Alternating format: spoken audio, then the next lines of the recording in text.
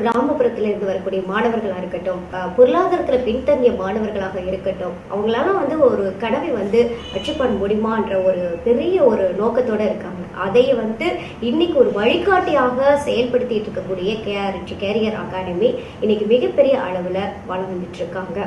அப்படிப்பட்ட டாக்டர் செல்வராஜ் அவங்க KRT carrier அகாடமியோடைய director, அவங்கள தான் இன்னைக்கு சந்திக்க போறோம். அவங்க கிட்ட நிறைய விஷயங்கள் அவங்க ஷேர் பண்ண போறாங்க, கேட்டு தெரிஞ்சுக்கலாம். வணக்கம் சார்.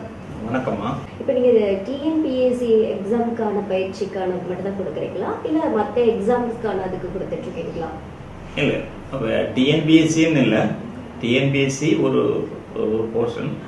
அதுக்கு அடுத்தபடியா டிஎன்பிஎஸ்சி டிஎன்யூஎஸ்ஆர்பின்னு சொல்லக்கூடிய யூனிஃபார்ம் ரெக்ரூட்மெண்ட் போர்டு தமிழ்நாடு, அது காவலர் பயிற்சி, சப் இன்ஸ்பெக்டர்லாம் அதில் கொடுக்கலாம். அந்த கேட்டகரியில் அவங்க எக்ஸாம் நடத்துகிறாங்க.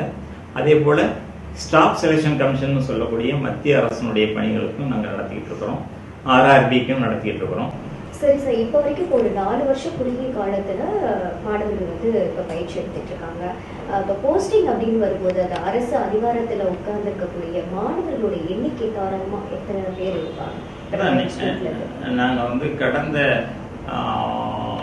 ஜனவரி வரையிலும் பார்த்தீங்கன்னா 110 பேர் இருக்காங்க.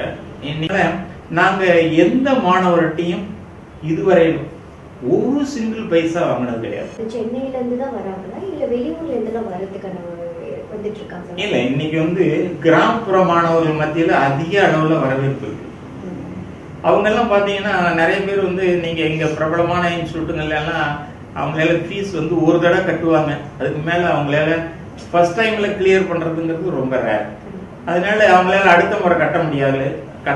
அதுக்கு அடுத்த முறை பாத்தீங்கன்னா திரும்ப அவங்களால ஏழை மாணவர்களால முடியாததுனால அவங்களுக்கு வேற வழியே இல்லாம அவங்களுக்கு எப்படியாவது ஒரு இடத்துல நம்ம நம்மளுடைய இதை இலக்கை அடைஞ்சே ஆகணுங்கிற நோக்கத்தோட இருக்கிறவங்களுக்கு இது ஒரு பெரிய வரப்பிரசாதமா மாறி போச்சு.